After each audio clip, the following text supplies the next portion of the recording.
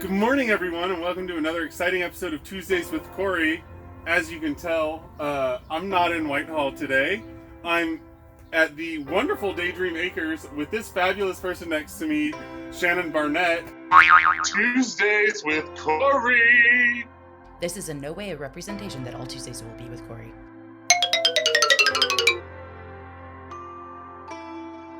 Our watchers may be very curious about this big guy that I got, or girl, Right, this big plant we've got in front of us. Oh no! She's resilient. Yeah, she is. So it looks like a cactus to me. It is.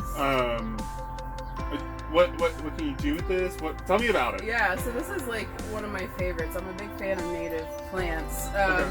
And what that means is it's just a plant that has evolved in our ecosystem. Okay.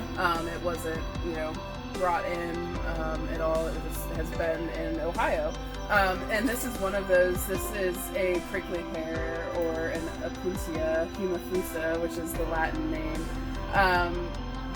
So this is one of our native prickly pears. It is shocking to have a cactus. I had no idea. That grows here. This is one that doesn't have long spines on it, so this was kind of selected for that characteristic. But as you can see, it's this time of year it gets all this really bright new growth on it, and those are all going to grow into these new pads, are what they are called. And the pads are edible, and then this will bloom. This gets these brilliant yellow blooms on them. Okay. And they attract nighttime moths and pollinators and stuff, so it's a fun one to have around. Yeah. But so it gets this bloom, and then it will produce a fruit that is a vibrant pink color, and the fruits are also edible. So with either the pad or the fruit, there are some tiny little spines on it, but those come off if you hit them with like a blowtorch. Okay. So it sounds intense, but it's really fun. Or even if you have like a bonfire going to do that in the fall. Kids, if you're watching this, make sure you use a blowtorch with your parents' permission, and that they're there to get these spines off. Yeah. That's awesome. That's so cool.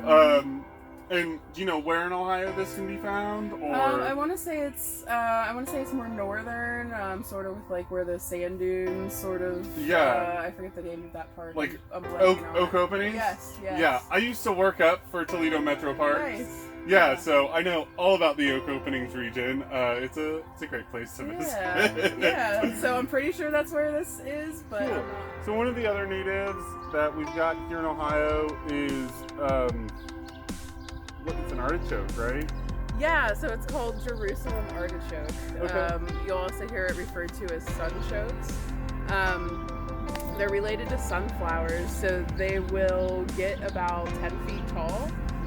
Last year, these made a wall down this entire garden bed, which was really cool, and they get these beautiful yellow sunflower-like looking flowers that all the birds and pollinators go wild for. But I love this because it's not only is it native, it's a perennial, so it's going to come back every year if you just let it do its thing. Yeah. But also they produce the part that you eat, which is a tuber. So it's a large root that looks almost like a potato. Okay. And so they're delicious. They're really, really popular on the West Coast. I guess Ohio is just behind the times with the cool food trend. But yeah, so they're like a really fun food crop that I think most people would look at and think it's just a landscape plant. That's awesome. And Shannon, thank you so much for having me out here at Daydream Acres. It quite literally is a daydream. I'm so happy that I got to come out here for work, because it does feel like I'm dreaming that this is my job. It's gorgeous.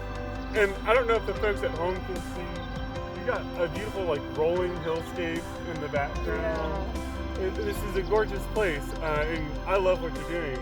Do you have any last minute advice for our viewers, for me, anything just to like really kick off people?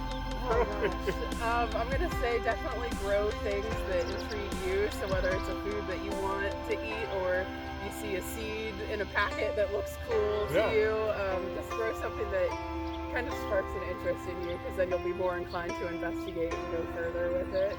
Yeah, and so again, you can probably find some vegetables at the Whitehall Farmers Market on the Green, starting June 1st. So just come check it out, ask questions, and as always, I'll catch you all on the flip side. Tuesdays with Cory.